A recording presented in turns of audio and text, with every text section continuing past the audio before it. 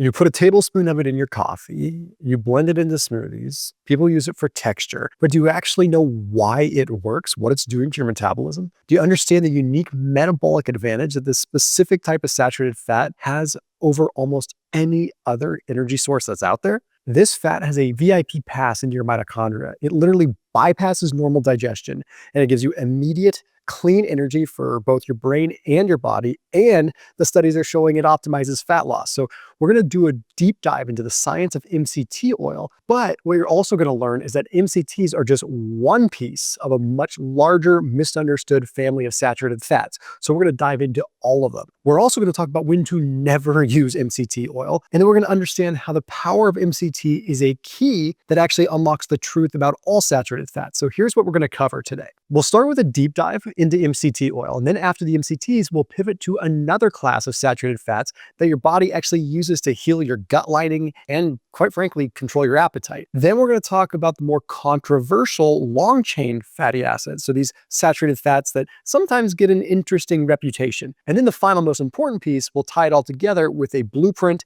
and especially when not to use MCT. So let's get into the mechanisms. So MCTs, or medium chain fatty acids, these are fats like caprylic, capric, lauric acid. So these are going to be pretty exclusive in like coconut oil or really high quality derived specific kinds of dairy fat. And of course, probably most commonly, actual MCT oil itself. So you put it in coffee, we mix it into bulletproof coffee. They've still been demonized as saturated fats, but the science tells a very different story. So I'll open with a study that was published in Functional Foods, and it highlighted essentially what they do, ranging from metabolism to cognition. So the main mechanism is, unlike other saturated fats, MCTs do not require something called carnitine palmitoyl transferase. So they do not require a specific shuttle to get into the mitochondria. So what this means is they bypass this dependent transport system and can get directly into a mitochondria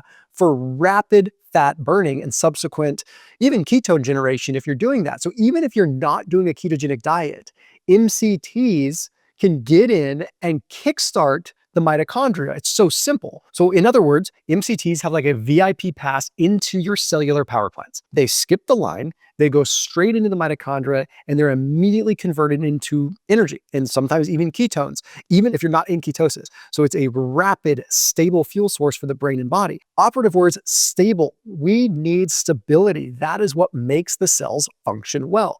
That is why they're so powerful for cognitive function. There is a study published in Frontiers in Nutrition, and it showed that MCTs can increase levels of what's called BDNF, so that's brain-derived neurotrophic factor, which literally forms synapses and new neurons in our brain because we have stable energy. So how we get MCTs is easy. I would recommend you go with a C8 MCT oil and just add a tablespoon to your morning coffee. You can use quality coconut oil if you want as well. The thing is, you want to go with virgin coconut oil. You want to go with stuff that's not refined. It changes it. You can also use it for low or medium heat cooking too. Really, you can also get some MCTs from a splash of heavy cream. That's the interesting thing, is people don't realize that heavy cream has MCTs in it. It also has C15 fat. It also has conjugated linoleic acid. So don't be afraid of the heavy cream. Really, it's pretty rapid. Okay, you can expect a noticeable boost in mental clarity and a pretty significant decrease in brain fog in like 30 to 60 minutes. So it's super clean, non-jittery energy, and you can lock it in and focus. So we'll talk a little bit more about it as the video goes on and when not to use it, because I also want to cover some of these other fats. Bottom line is MCT is a super powerful hack if you're looking for brain function, if you're looking for fuel, but there's another class of saturated fats that's not about immediate energy, and it's more about long-term gut health. We don't typically think of fats for gut health, but it also has a huge effect on appetite control, and it's a fat that you don't even have to eat to get the benefits. So we need to learn how to use these fats that help the gut, okay? So let's talk about the shortest of the saturated fats for a second, the short chain fatty acids. These are also known as SCFAs. We see it all the time. These are fats like butyrate, propionate, and acetate, if you want to get specific. You get some directly from foods, like your grass-fed butter, some beef, some meat, some fats in the actual meat, but the best way to get it is to literally have your own gut bacteria produce them by fermenting dietary fiber. So when people say saturated fats are bad, it's like, come on, guys, we actually make these in our own body. There was a study published in Advances in Immunology journal, and it dedicated a full chapter to this, literally talking about how short-chain fatty acids, especially butyrate, are not just good for you, but vital. To put it scientifically, like butyrate is the preferred metabolic substrate for what are called colonocytes, cells in our colon. They literally provide 60 to 70% of the energy to these colon cells, and it ends up upregulating what are called ZO1 and occlutin. These are the proteins that keep your gut junctions tight so you do not have a leaky gut and have inflammation. Really important. In other words, butyrate is a primary fuel source for the cells that line your colon. Okay, it keeps them strong. It also acts sort of like mortar between the bricks of your gut wall. Okay, so it's stopping inflammatory compounds from getting into your bloodstream, which causes a whole cascade of all kinds of different things, right? So there's a bunch of other short-chain fatty acids, though. We've got propionate, which directly impacts your appetite. Okay, so there was a study in the British Medical Journal that found that propionate significantly increases the secretion of the satiety hormones PYY and the famous GLP-1, which we talk about a lot now. One of the more interesting ways that people don't think about is cook your eggs in a tablespoon of grass-fed ghee. Ghee has butyrate. It has the short-chain fatty acids in it. Okay, but if you want to have some fun with it, add a forkful of sauerkraut or kimchi along with the eggs, because this can really enhance how much you actually create in your body. Then you're having ghee that's providing you with butyrate, and then you're giving your body what you need to actually produce it yourself. I mean, one of the more powerful things you can do is just eat more prebiotic fiber that actually feed the bacteria that make these fats. So asparagus, but I'm not a big heavy-duty veggie guy. Like I like garlic and onions. That's a better way, right? So like garlic and onions, or even like cook a potato and then cool it down. That creates a resistant starch that literally builds the bacteria, gives you the bacteria that make butyrate. So you can create this saturated fat that controls your appetite by eating these kinds of things. A short hack is also taking a good probiotic. I linked out to the one that I use down below. It's called Seed. It's a 20% off discount link. The more that you give your body the bacteria that it needs, they call it butyrate producing bacteria. The more of those butyrate producing bacteria you have, the more of this short chain fatty acid saturated fat you create, and it curbs your appetite. This is real science, guys. I'm not making this stuff up. So that link is down below. That is the best probiotic that's on the market, in my opinion. It's the only one that I'll use because almost all of them just get broken down by hydrochloric acid in your gut. They have a multi-stage delivery with a capsule inside of a capsule.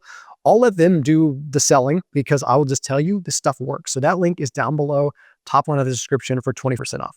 If you start eating more ghee and increasing sort of the garlic and the onion, you fuel your body this way. You literally can expect a calmer gut, probably less bloating and better digestion, but you're also going to notice that your cravings start to fade. Okay, that's the GLP-1 effect. It's making you feel, I don't know, a little bit more in control of your appetite. But this is only scratching the surface. What about the foundational fats, the ones that actually build the very communication systems on your cells? What about the ones that people fight about, the saturated fats, right? The real saturated fats that most of us think about. It's the most misunderstood category of all, in my opinion. This is where we address the controversy. So the long chain fats like the palmitic and the stearic acid, these are the ones that are typically blamed for health problems. Okay, but the science is a lot more nuanced. So I'm not saying that saturated fats do not contribute to problems. They can, for sure. But let's just look at the science and understand a little bit more. Okay, there was a study that was published in the Journal of Clinical Endocrinology and Metabolism, and it found that people with higher levels of very long chain saturated fats actually had a reduced risk of cardiovascular mortality. So longer chain fats that we get from like meat and dairy aren't necessarily bad. In fact, more common long chain fats like palmitic, which is considered a C16. So like MCT oil is a C8 or C10. Or C6 really. Stearic acid is a C18. This is essential for your membrane stability. Okay, they are critical for forming what are called lipid rafts, or actually structuring our cells. So lipid rafts are specialized, like little teeny microdomains within the cell membrane that function as like these organizing centers for the assembly of molecules that help the cells communicate with each other. So they're floating communication hubs that are on the cell surface. So your immune system, your neurotransmitters, your hormone receptors, they all depend on these platforms. And if you don't have those, your cells can't communicate. Okay. Then we have something like C15, I talk about this one all the time, pentadecanoic acid. This is in full-fat dairy, once again. It is one of the most anti-inflammatory fats that is in our food, period. And stearic acid, C18. This is the main saturated fat that has the benefit in grass-fed beef tallow, cocoa butter, certain cuts of meat, right? It has a huge effect on the mitochondria. And there was a big paper in Nature Reviews that states that stearic acid literally helps ensure mitochondrial fusion, like the most important piece of like mitochondria surviving. This is when your cellular power plants, your mitochondria connect to become larger, more robust, and better at making energy, the most fundamental part of life, producing ATP. So here's how you get them. So how you get the long-chain fatty acids is important. This is where choosing quality matters. Okay, so a grass-fed, grass-finished ribeye steak. You can also get stearic acid from a square or two of 85, 90% dark chocolate. You can actually go down to like 72. This has got a little bit more sugar, right? And you want to choose full-fat, grass-fed dairy. You want to opt for cheeses like Pecorino Romano. Okay, these are going to be things that have high amounts of C15, C18 fats. Okay, you want those kinds of fats. But this is a longer-term foundational game here. Okay, you're not going to feel your lipid rafts getting stronger. You're not going to feel it like you'd feel MCT oil making you have more energy. But over time, your cells communicate better, your hormones function more, and you just have more robust, sustained energy. But none of it matters if you get the context wrong. The final piece is putting it all together and understanding the master rule that determines whether any of these fats are going to help you or harm you, because they absolutely can go either way. None of these fats exist in a vacuum. Okay? The negative effects attributed to saturated fat are almost always linked to the context in which they're consumed. The food matrix is the package that the fat comes in. Saturated fat from grass-fed dairy comes with calcium, it comes with vitamin K2, it comes with C15, it comes with the stearic acid in cocoa butter, for example. That comes with a bunch of antioxidants like polyphenols. You contrast that with the saturated fat in a highly processed food. What do you have? Unopposed saturated fat, usually in combination with a bunch of sugar. The second piece is your overall diet. Okay, the biggest issue is combining a high saturated fat intake with high sugar and refined carbs. Let me say that again. Saturated fat is mainly problematic when it is with high sugar and high refined carb intake. There was one of my favorite studies in free radical biology and medicine that showed that glucose dramatically accelerates the oxidation of LDL cholesterol. This is the combination that is a problem. Glucose by itself isn't a problem. Saturated fat by itself generally isn't a problem. So glucose enhances the reduction of metal ions, basically increasing free radical formation, and that leads to a 4 to 6-fold greater rate of what's called LDL oxidation. So in other words, sugar acts as an accelerant, and it turns normal LDL particles into the small, dense oxidized LDL that is truly problematic. No one's saying that LDL isn't a problem. It can be, but saturated fat on its own is not the culprit. It's the combination of fat and sugar that creates this inflammatory storm, so to speak. So here's your actionable sort of blueprint, if you want to call it that.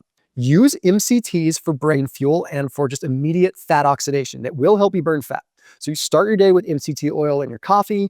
You can get like a ketogenic energy source that gives you a lot of focus. It helps power you through your morning. It really is good. But the one thing I don't want you to do with MCT oil, I promised you that I'd talk to you about this. I don't want you to have it at night. This is highly energizing. It can actually increase network stability. It can increase fuel to the brain. It could actually make you have more racing thoughts and have more energy in the evening. I know if people are trying to optimize for fat loss, they might be tempted to just use it all the time. It still has calories. Do not use more than 2 tablespoons. It still has calories, even though it turns the mitochondria on into a fat-burning state. You do it in the morning when you know you're going to be active throughout the day so that you can get more mitochondrial activation and fat burning that way. The next thing you're going to do is you fuel your gut with fiber and with ghee. Plenty of fibrous vegetables, but if you can, go for more like onions and garlic, maybe resistant starch from a heated and cooled potato. Fermented food is really the best way to go. Kimchi, sauerkraut, kefir, things like that. It feeds your gut bacteria, and then you produce more of the anti-inflammatory fatty acids. Then when it comes to the long chain fats, this is really important. I don't want you to fear the fat on a steak. In fact, cook with tallow or ghee. These foods provide building blocks for your cells, and they help your mitochondria. It's just about the volume of them and what they're combined with. Quite frankly, I'd rather see you cut sugar and refined carbs and not the fat. I think this is the most critical step. It's a paradox. It's flipping how we think. Okay, reduce or eliminate the refined sugars, get rid of the carbs, walk more, move more. This is what prevents the LDL oxidation and actually allows the saturated fats to be assimilated and used productively by your body, not just oxidizing and triggering an inflammatory response. So if we understand how these fatty acids come into effect in our body, you can turn it from being a feared enemy into a more powerful metabolic ally. I did a video here that talks a little bit more about MCT oil and how it affects the brain specifically. A cool network stability study that I recommend you check out. So that one's right here. As always, I'll see you in the next video.